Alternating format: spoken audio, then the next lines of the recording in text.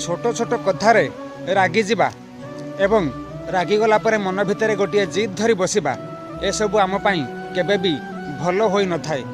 कारण कौन छोट कथारे रागी जिबा कौन छोट कथारे मने मने जिद धरी बसिबा द्वारा आम मानकर अनेक निजर लोक धीरे धीरे आम ठारू दूरेई जाई थांती।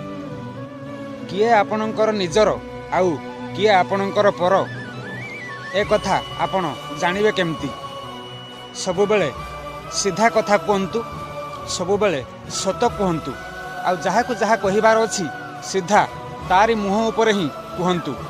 तापरे देखिबे जे आपणकर निजर होइथिबो आपणकर सबु कथा सुनि सारला परे से आपणक सहित रहिबो, आ जे आपणकर पर होइथिबो से आपणक कथा सुनि सारला परे धीरे धीरे आपणक ठारू दूरेई जिवो।